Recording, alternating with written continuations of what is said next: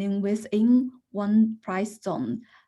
If you would have 1 megawatt increase of electricity production, for example, is it going to be 1/3 on each of the zones?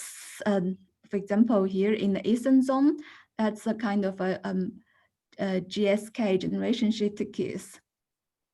So the TSO needs to provide a grid view featured by the power transfer distribution factors to the power exchanges.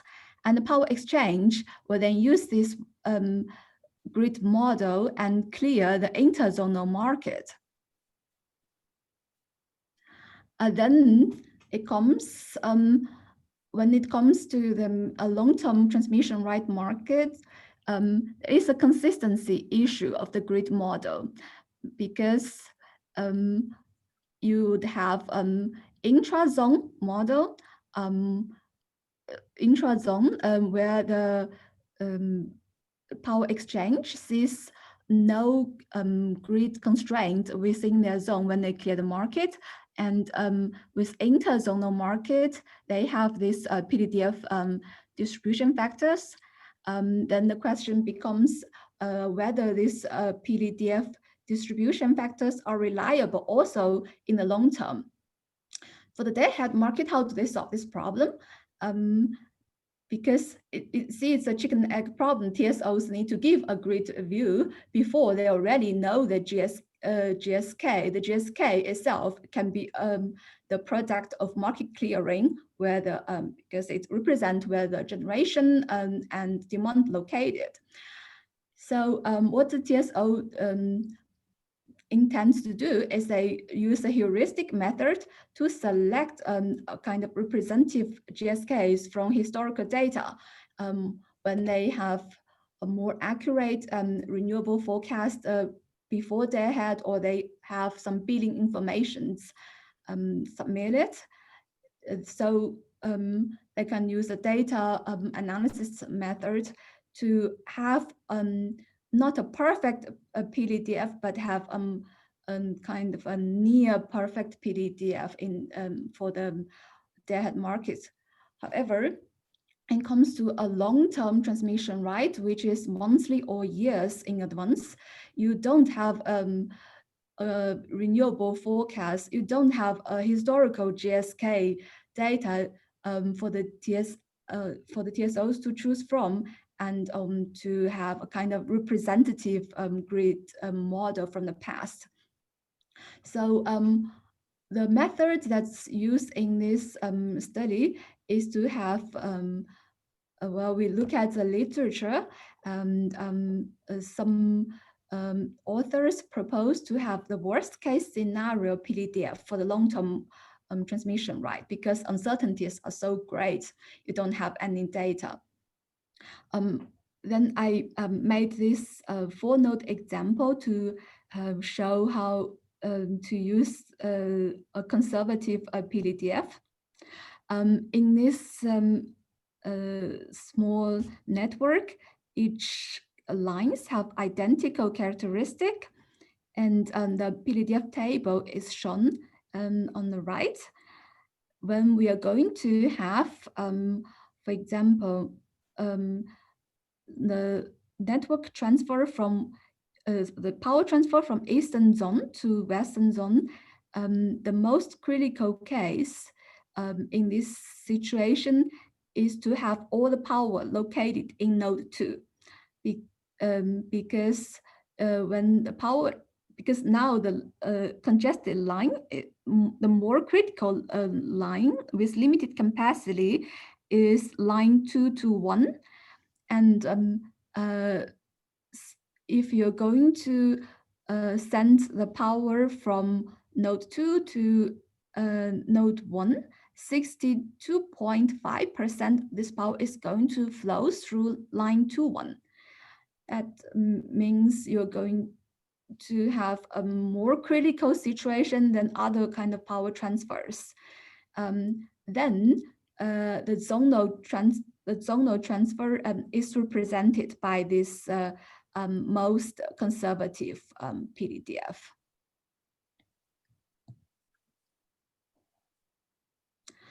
we will continue with that a small network, but here in this slide, we're going to make 200 megawatt long-term transmission, right, from node 3 to node 1. If but you don't, as you don't know years in advance that the system operator does not know exactly that this comes from node 3. He will still make the conservative assumption to have the worst case PVDF of 0.625 for this transfer. Well, actually, because this is a very symmetrical network, only half of the power will flow from line 2 to 1. And then you are going to only need 100 megawatt on line 2 to 1. But the system operator will assume that you will use 135 megawatt for this commercial transaction. Oh, sorry, 125. And then the utilization rate for the interconnection line 2 to 1 is 80%. It's not considering the forecast error. However, we're talking about years in advance. Then if you have 25% of forecast error, and then the realized electricity is only 150 megawatts in the day-ahead market or in real time, you are only going to use 75 megawatt of the booked capacity on line 2 to 1, which means the utilization rate for the jobs is going to be 60%. So with this example, I want to illustrate that because of the forecast errors for in the long term for renewables, it really exemplifies uncertainties of the zonal network model and lower the network utilization rate. In the next example, I started to compare institutional settings and then try to introduce the planning considerations in a long-term transmission rights setting. Here I try to play a little bit with the network, and now I have the interconnections line 1, 2 and line 1, 4 as DC lines. So DC line is controllable. Then you can send whatever percentage you wanted to send without so much constraint as this PVDF factor. What I wanted to illustrate in this example is that you would have two zones as before, but now the internal network constraint will play a very important role for how much power can be transferred on the interconnections. So I'll come back to this, to the calculation. When we're going to again have 200 megawatt transaction between node 1 and node 3. If you're a trader and you wanted to make this transaction happen, what you can do in the European market is to book the long-term transmission right, which is required by the guidelines to be explicit auction that you can buy this, which means you can buy the transmission rights in separate from the energy market. Then you can look at the network, but you don't know the internal constraint of within a country. You look at network and say, okay, I'm going to buy 200 megawatt on the interconnection line between 1 and 2, and then I send it to the eastern zone already, and then in theory the TSO in the eastern zone will take care from here. But in this case, we have an internal constraint on the network between node 2 and 3. This line has only 100 megawatt capacity. In this case, you are going to see only 150 megawatt of this transaction can happen because of the constraint.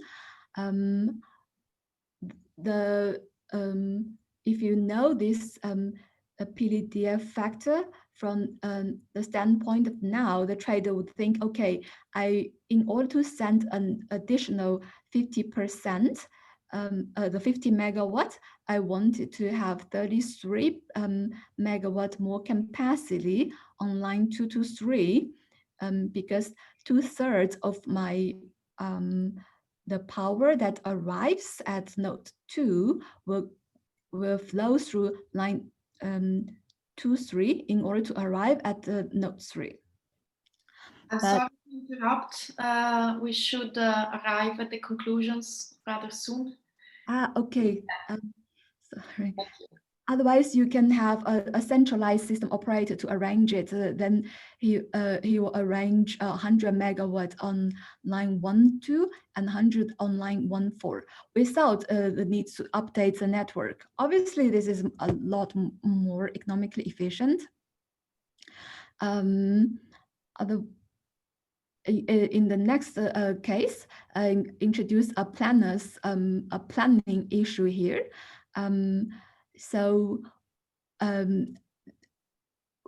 we're going to make this new transaction between node 1 and 3, but now there is existing transmission right, long-term transmission already booked between node 4 and node 3.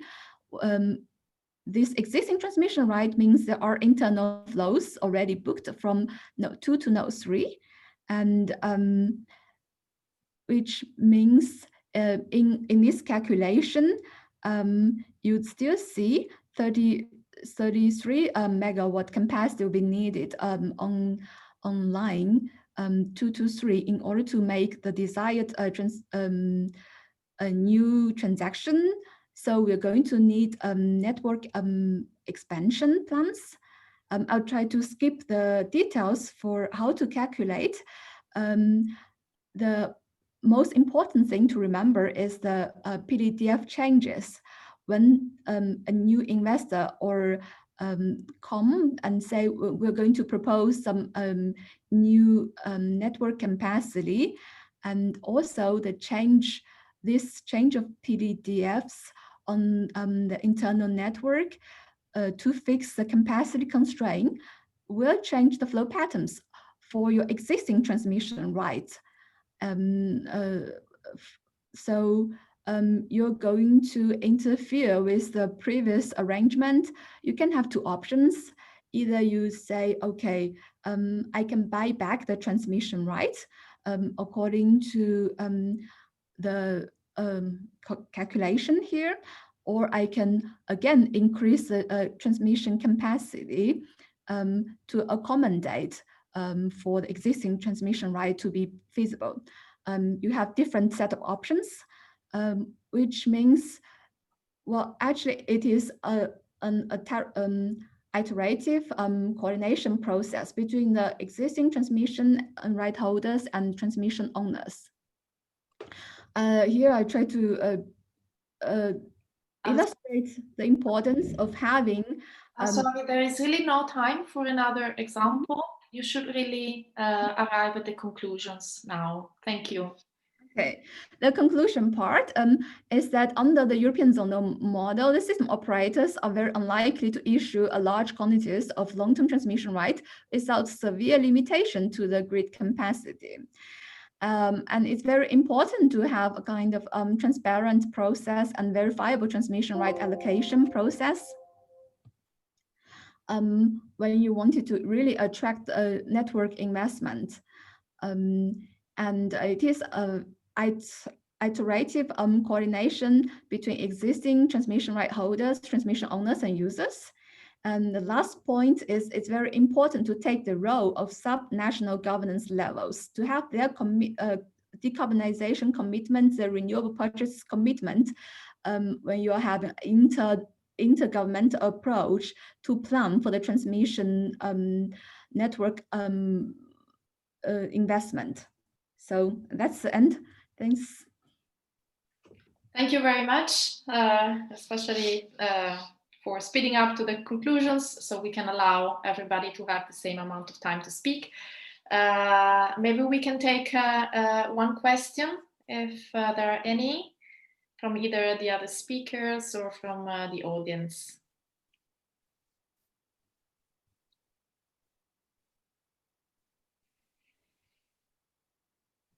Okay.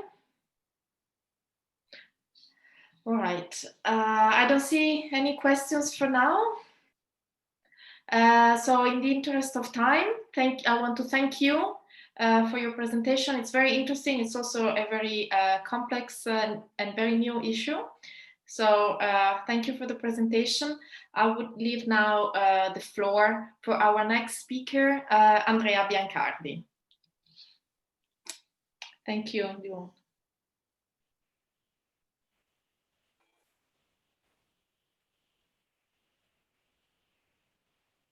Good morning, everyone. I hope you can see my presentation and hear me very well.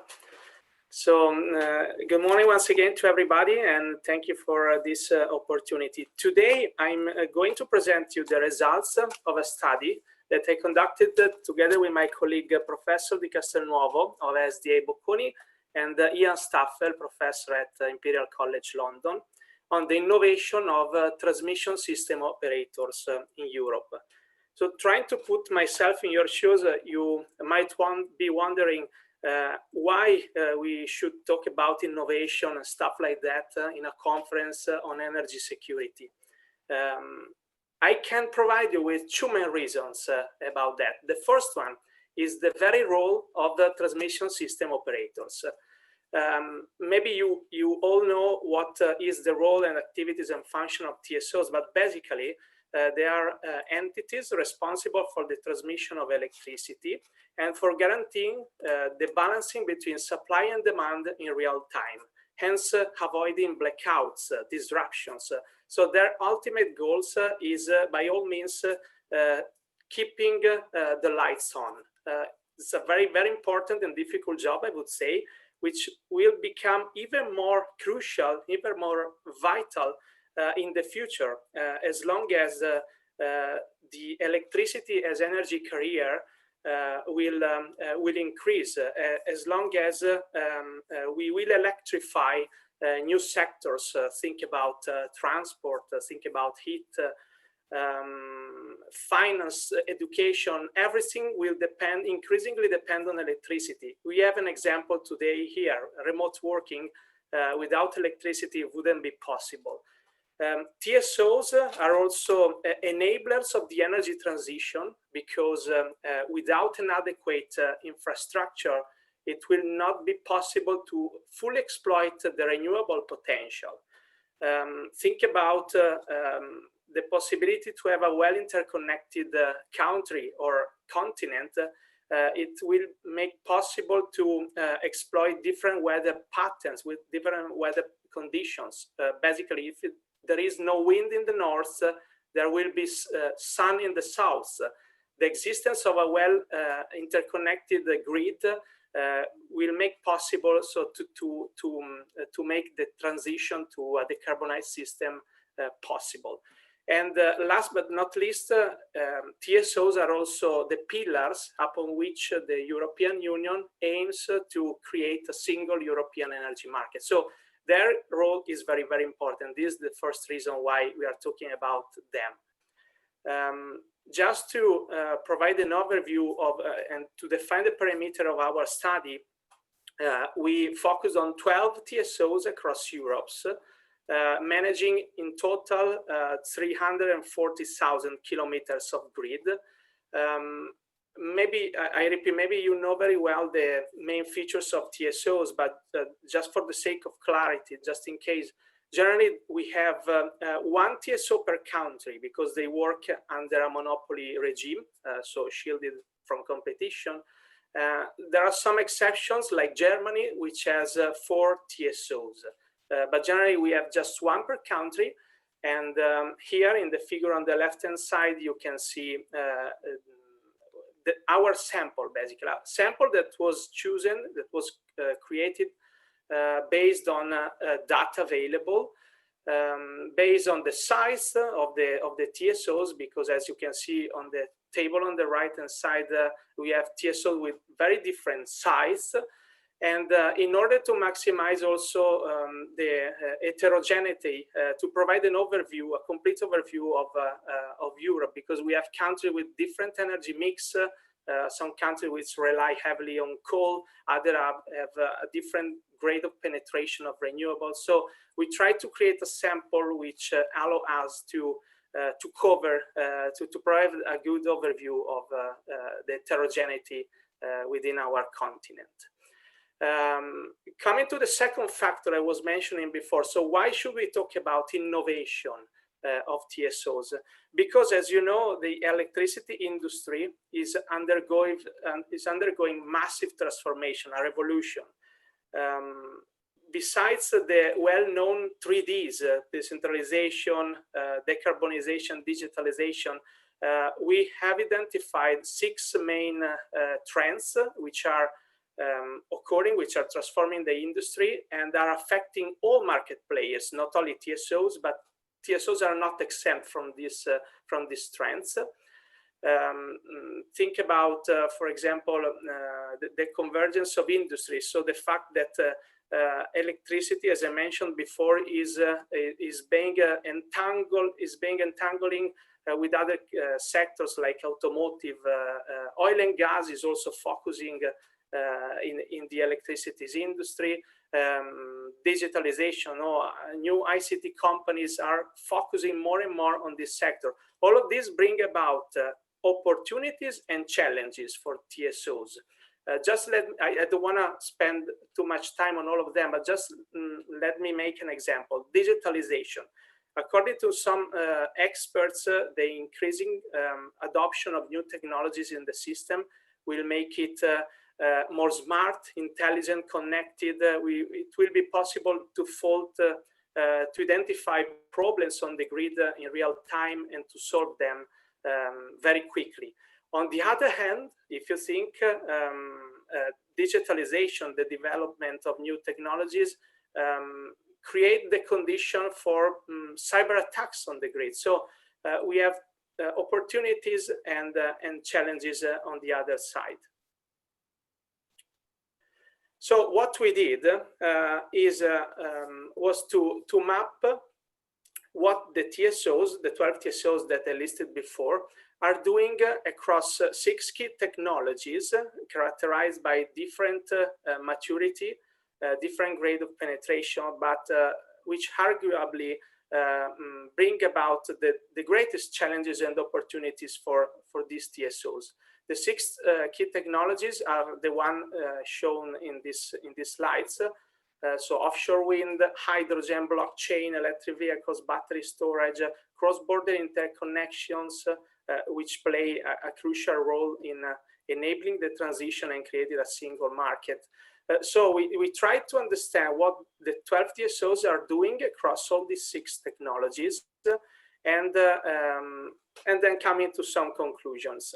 I would say, I also anticipated that we also tried to give a score.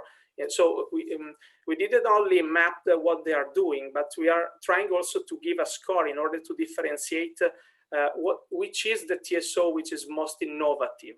Are there any TSO which are more innovative than others? The scoring criteria is the one shown in this slide. So basically, we gave a score from 0 to 3. 0 in case they are not doing anything, or at least we have not collected any information about this specific activity. 3, which is the maximum if they have already developed a pilot project. Think about blockchain, for example. There are some TSOs which have already developed even more than one pilot project on blockchain, so they have matched a sort of good experience on that.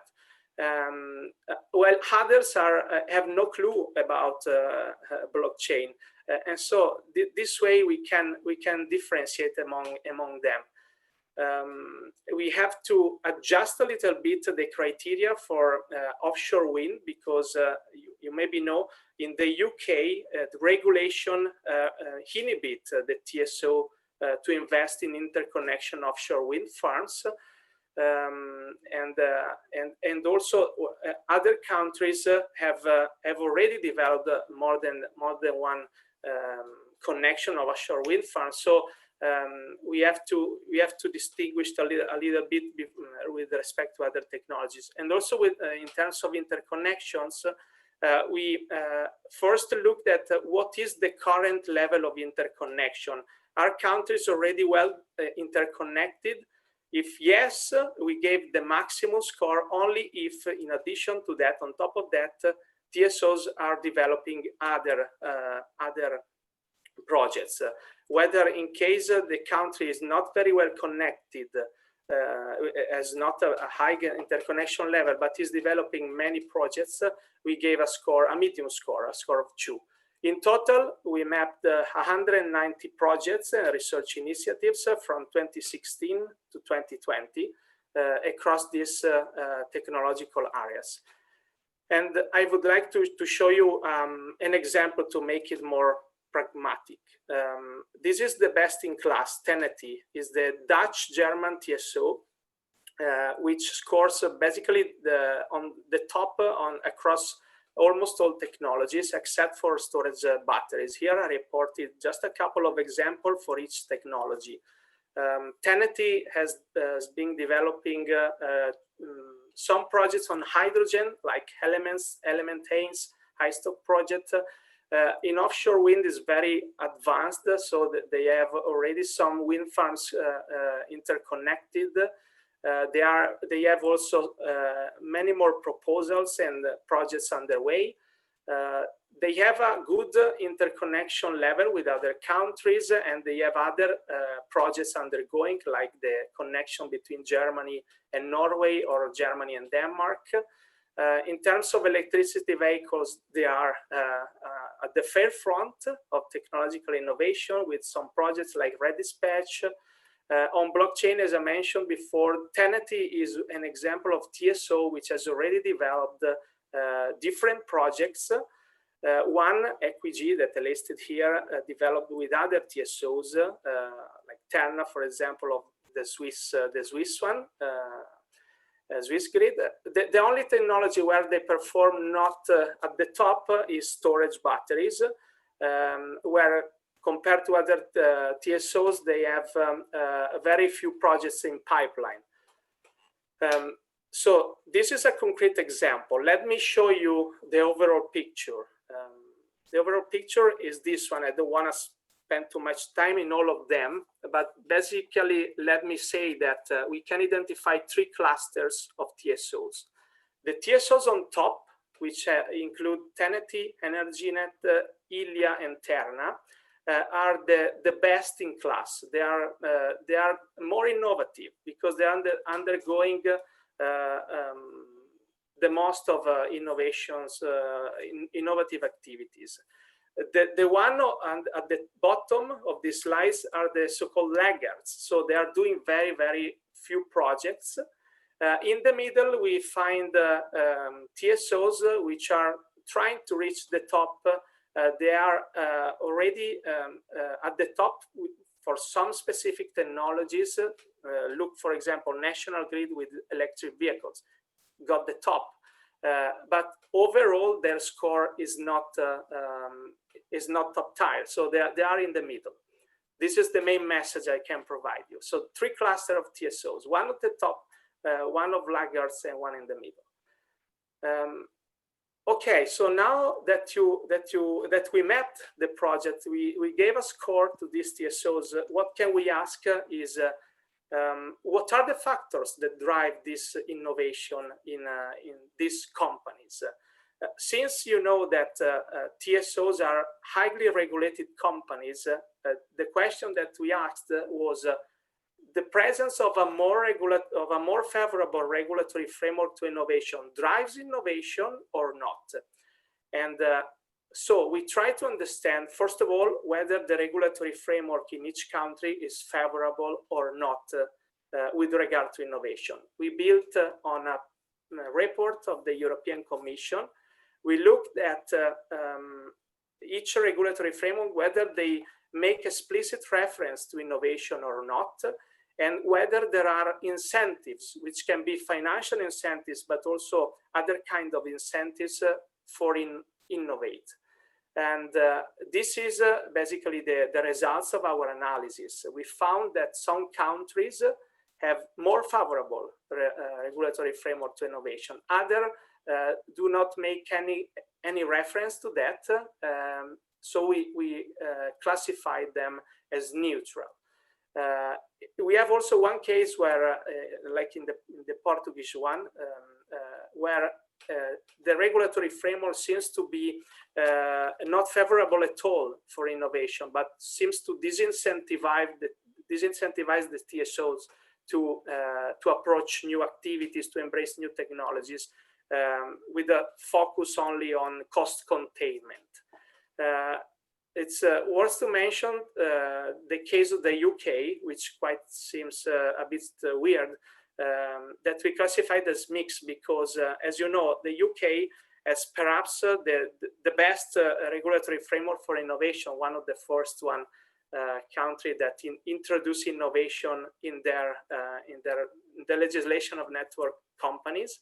But on the other hand, for some technologies like offshore wind, they inhibit, as I mentioned before, they inhibit the TSO to invest in interconnection assets. And so we classified it as mixed for this reason. What you can see is that the TSOs with the highest level of innovation, so the top tier, is also are characterized. So the TSOs working in the country with the most favorable regulatory frameworks have also the highest innovation. So this is a very powerful message. We conducted a correlation analysis, and it is statistically significant that the presence of a favorable regulatory framework is associated with higher interconnection. So it's also demonstrated with our sample mathematically that it works.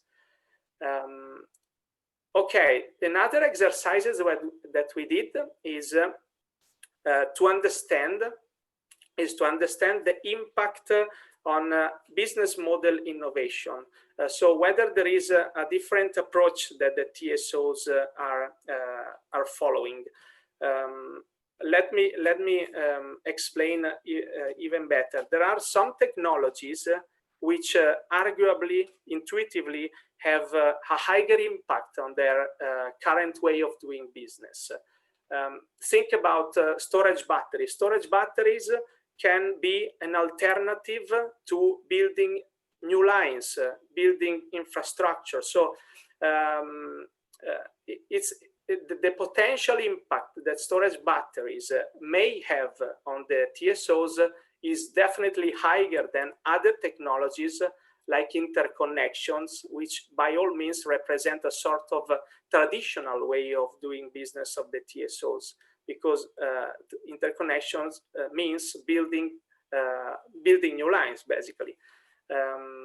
Power to X technologies, hydrogen, represent also a sort of conservative way to we can also say, let me say that some technologies embody a different view of the electricity system. So there are some technologies here like interconnections, hydrogen, and offshore wind, which may represent a sort of continuity towards a sort of centralized electricity system where we need long lines, long transmission lines.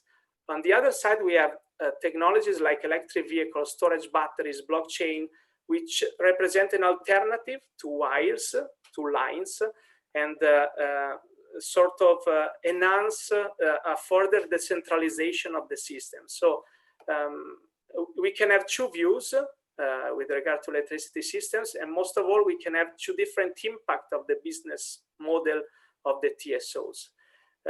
We tried to give a score to these two approaches, basically summing up the scores that the TSOs got on each of these technologies. So we called one approach defender approach, and we have interconnection offshore wind powered to hydrogen. The other approach is more disruptive and is called the explorer approach, and we have storage batteries, electric vehicles, and blockchain. We sum up the scores, and we came with these results. So as you can see, the defender approach, so the more conservative one is the favorite, seems to be the favorite of the TSOs. If you sum up the scores, the defender approach outweighed the explorer one. We have 56 against 27 on the explorer approach. So in general, this is the main message. TSOs tend to be rather conservative, tend to be investing in activities which have a low impact, or at least the lowest impact on their TSOs. There are some exceptions, however. If you look at, for example, TenneT or Terna or National Grid, they are also investing in more innovative activities.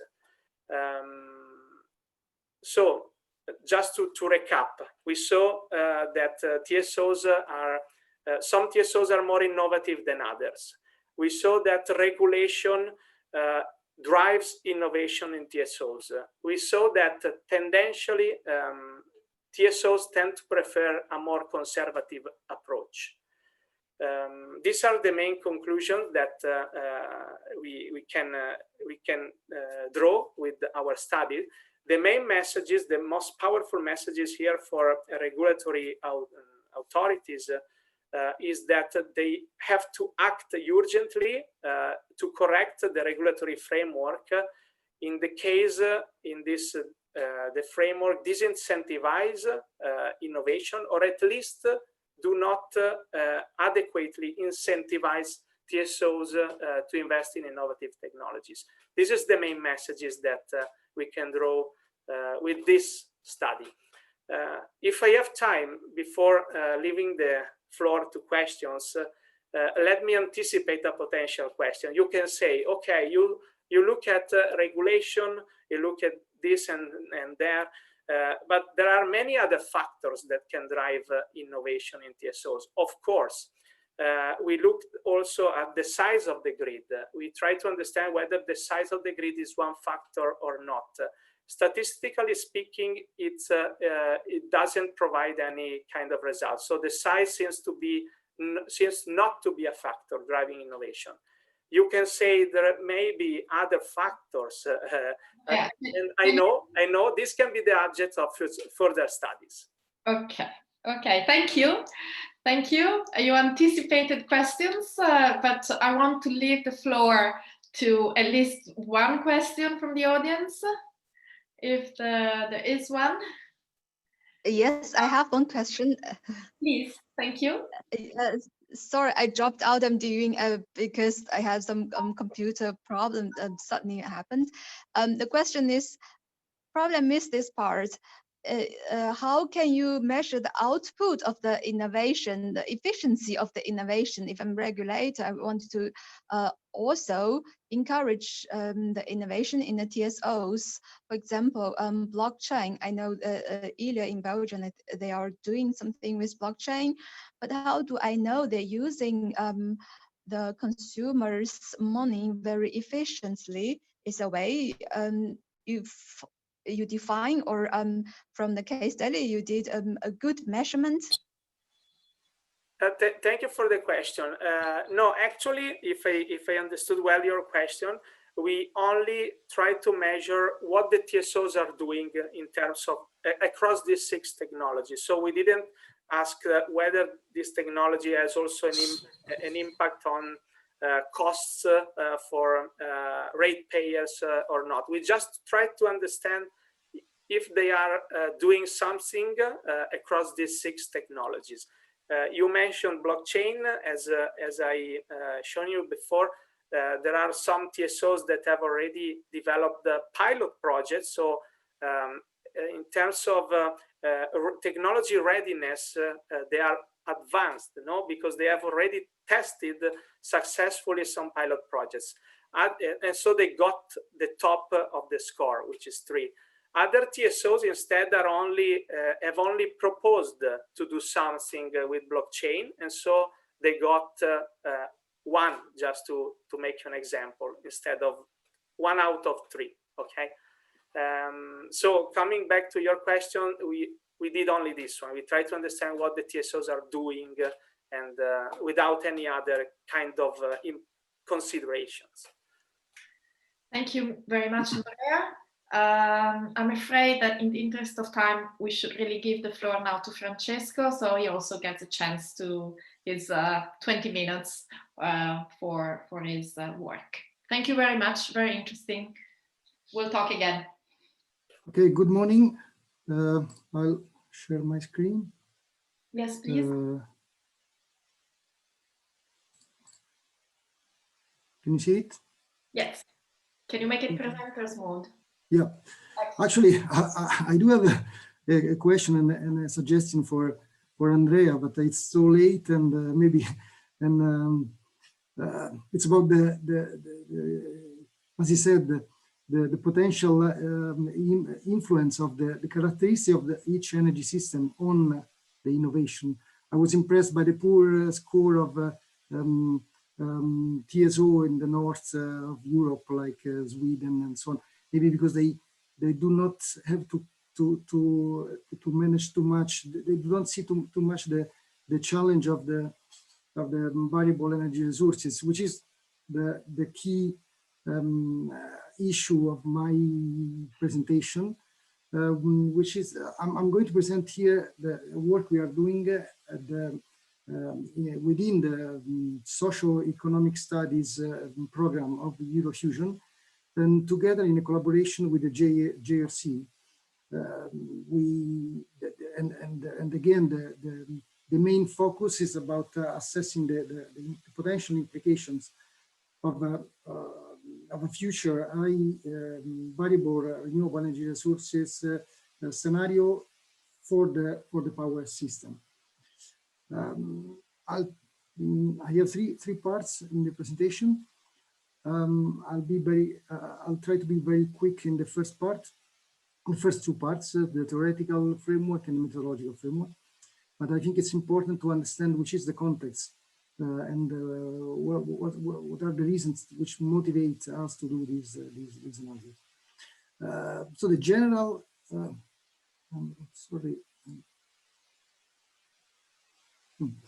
the general context is the one about the challenges posed by the energy transition, and the aim here you see have been assessed and repeated very recently in this last impact assessment from the European Commission. So the idea is that you can increase more and more the ambition in terms of CO2 and GHG reductions, and this is possible. And this is possible in a responsible manner, and it can deliver sustainable economic growth. And it's the wide issue of the so-called energy trilemma. So the objective of meeting the challenges of the cost-effective energy transition with towards a net zero emissions and enhancing energy security. And I see three aspects of these challenges we can see. First is are these net zero or very low carbon future feasible, possible? And you know, the new shared socio-economic pathways developed for the next IPCC assessment report, which are used to feed the models used for the next assessment reports. And they examine how global society, demographics, and economics might change over the next century. and how the climate goals of the Paris Agreement could be met.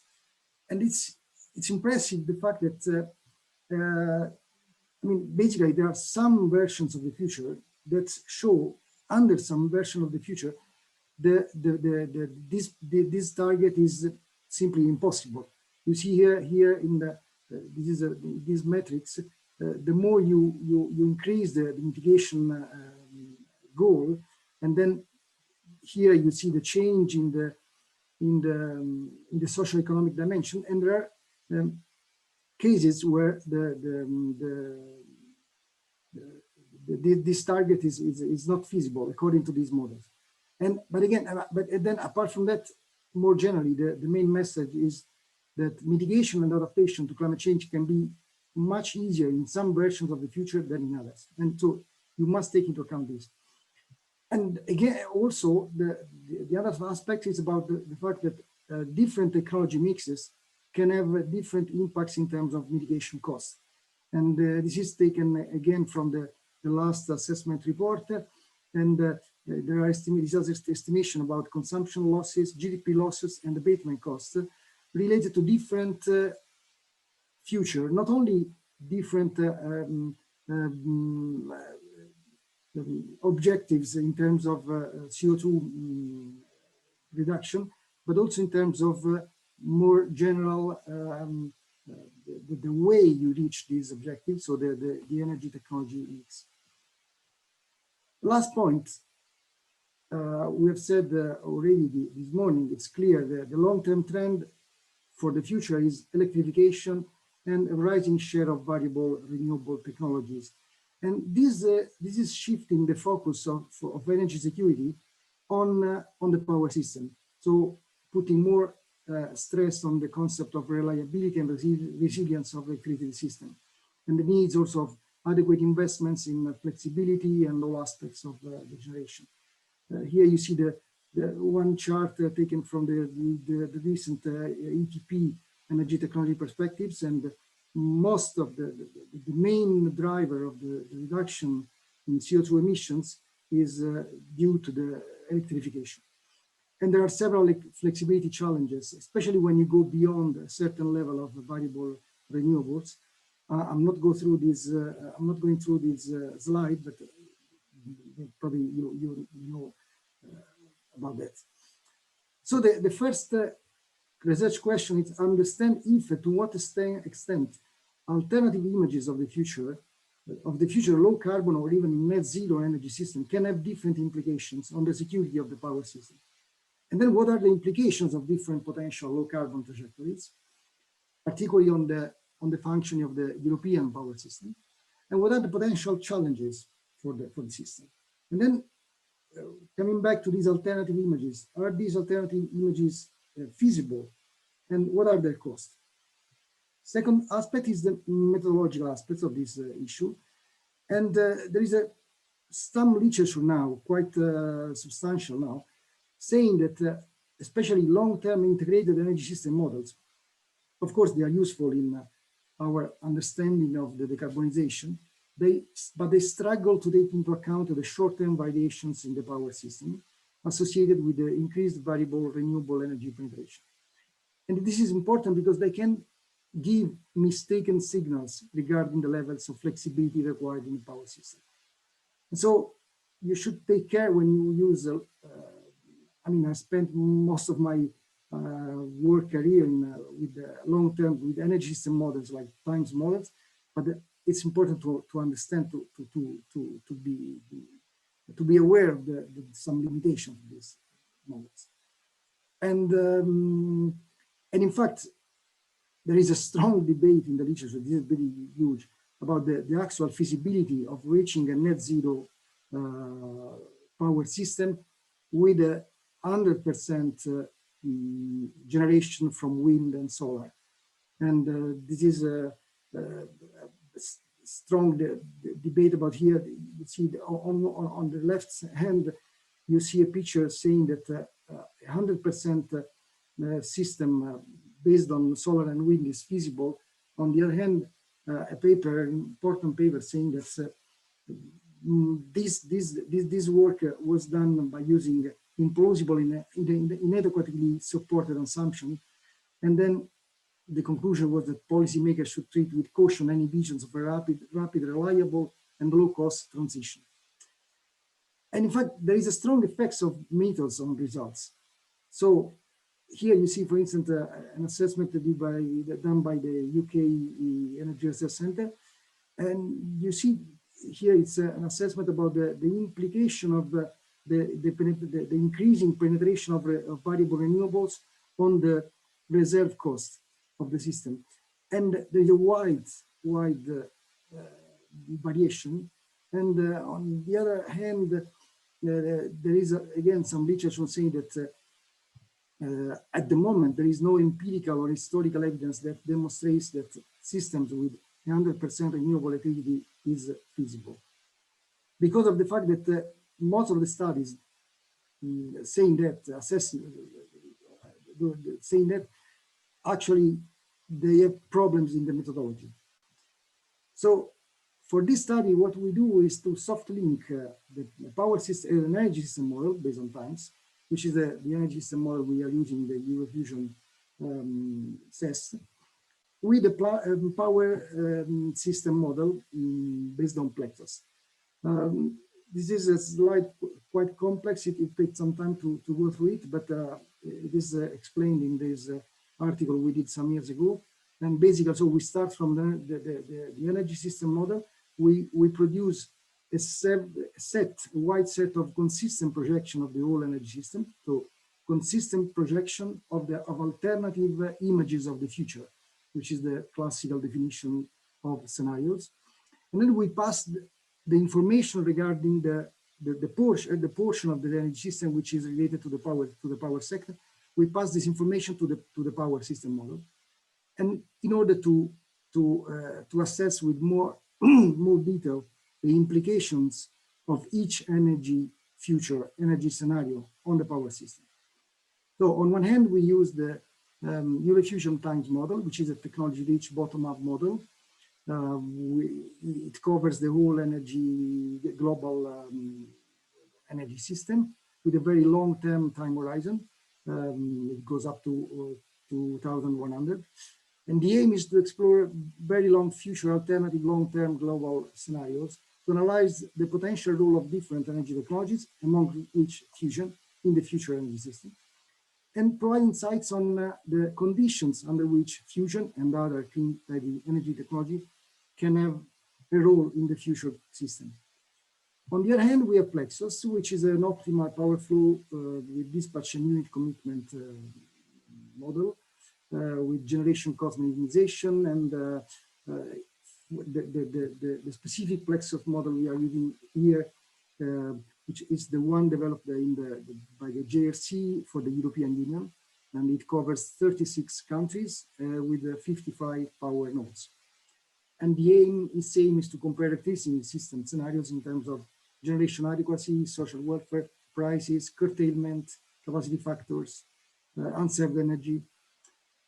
So the second research question is to develop, test, and apply a framework which is able to address and overcome the limitations of energy system models on one hand, of power system models on the other hand. And then understand if actually the methodology used can have an impact, a strong impact on the results when it comes to the issue of the feasibility of a very high of a power system with a very high share of variable resources, energy resources. The scenario analysis we developed with times is based on 3 storylines. And in total, we developed 160 scenarios and 120 stringent mitigation scenarios. And this wide scenario analysis is based on this set of questions you see here. So we start from will fusion be available after 2050? If available, and then you have a binary answer to this question, yes and no. And then the capital cost of fusion, and it's the time it takes to deploy, and then the availability of carbon capture and storage, And then about nuclear fission, are we going towards the future with some new capacity installed globally and even in Europe, or especially in Europe, we are going to see a progressive phase out. And then about the CO2, even within a stringent mitigation scenario, are we going towards a steep decline just after 2020, or maybe a less steep decline? And for this specific exercise, we started from the 24 extreme stringent scenarios, and we just took the two most extreme, let's call them this way, scenarios. So on one hand, you have a scenario, both of them, they reach basically zero emissions by the end of the century, well before the end of the century. But on one hand, you have fission, high deployment of fission, again, in Europe. We are talking about globally and for Europe. We have CCS in the system, while on the other hand, we are not. We have a fast deployment of fusion after 2060. We have 2060, 2070. So it's not so relevant for this study because this study is focused on 2050. And then we have cooperation between regions. So the model is able to optimize the way to reduce emissions globally. And here you see the different alternative electricity system scenario produced by these two images of the future. Even if we focus only on the 2050, you see on the left you have the world, but most important for this study is the result for Europe, which is on the right. And you see the importance of solar and wind in the most stringent scenario, so the one where you have to reach a very stringent carbon emission trajectory without basically without CCS, with a very small amount of fission and so on. That can be very different from the other picture. And to translate it in just a figure, you see here the share of variable energy resources globally and in Europe in these two different scenarios. And on one hand, you see this share keep increasing until almost the end of the century, up to, for Europe, well beyond 70%, almost 80%.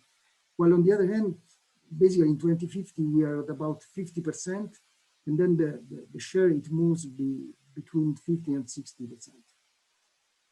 And this is different from this is a scenario analysis, which is different from what I would call the roadmaps produced by, for instance, from the AIEE or from the European Commission. Here you see two examples where it seems there is only one future. So, and but this is, I think this is correct for if you try to design roadmaps, but this is not a scenario analysis. And because here you see for instance, for the recent impact assessment of the European Commission, they do develop several scenarios, but in the end they are very similar. They're more, the difference are more in the details about the policies implemented. While for the AIEE, which is, I mean, a very impressive study, but in terms of scenario, they just say, okay, you should expect a future where wind and solar, they will cover like 70 or 80% in the very long term, maybe 70% of the power system, the electricity production. So our results, other results in terms of the cost of the energy system model. We see also that the most stringent scenario has a total system cost which is higher, about 11% higher than in the other scenario. And this is somehow online with the literature, but this paper, which is an interesting paper, based on a power dispatch model, it says that the system cost, where you take out from the system nuclear and CCS, it can grow by as much as 30%. And you see here the difference between two different approaches. So now when we pass the results of this of the ETM model, the times model, the energy system model to the power system model, we found out that actually there are strong implications of these alternative system scenarios in terms of power system operation and security. And here you see you look at the table, just look at the unserved energy, which is very low in the less stringent scenario, to the one with the fission, CCS, and so on, and why it is very high in the other scenario. And in terms of the percentage, it's about 0.5% in the first scenario. It increases up to 5% in the other. And this picture is the energy balance for a specific week in Germany, taken from the results from Plexus. And you see that here the role of wind, the importance of wind. Wind at the beginning of the week is very high, and you have no problems in covering the load. But when at the middle of the week wind is very low, then you can have problems, and you can have a huge amount of unserved energy. And in total, in this scenario, you could have an impressive number of hours of unserved power, which means almost 85% of the hours of the year. Of course, this is an extreme scenario. And then the first step, the first move we did to try to address these potential critical implications of these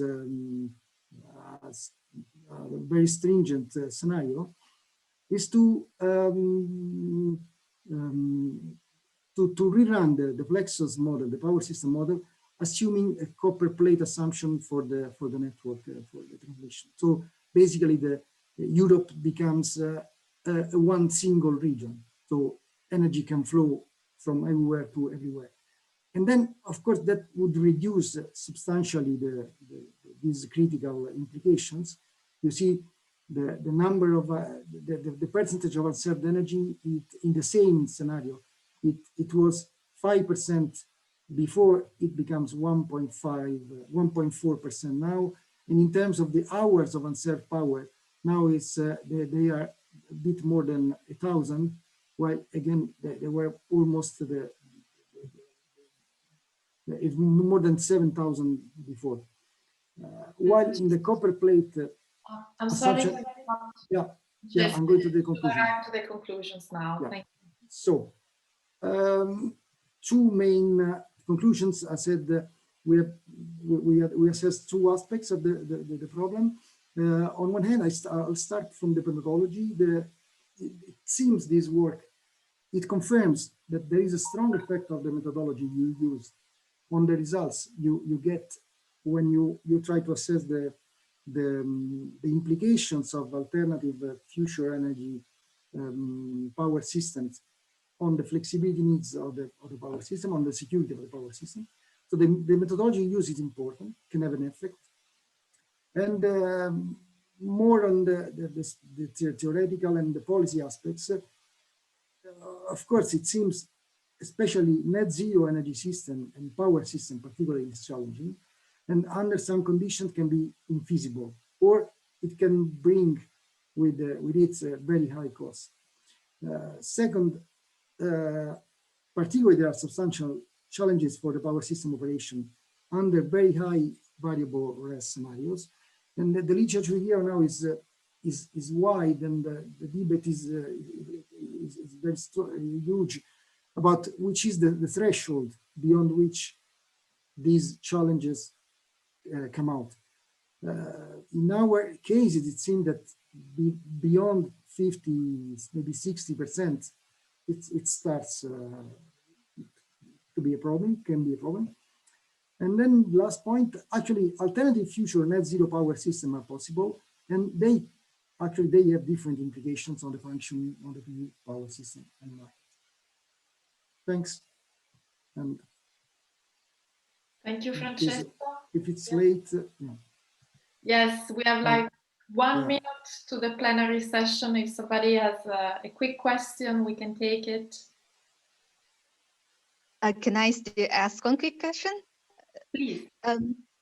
Yes, the question is, I'm curious about the 60% that you said, above 6%, the power system will have a problem or have challenge to integrate more renewables, right? And how do you come to that conclusion? Yeah, I said, I mean, I know there is a huge literature on that, I said, going from, I mean, some literature say that beyond 50 or 60% that can become an issue. And I showed some papers saying that you can have 100% power system based on variable rest without particular problems. In our work, I mean, I showed these two extreme scenarios, both of them complying with the objective of net zero power system in the long term.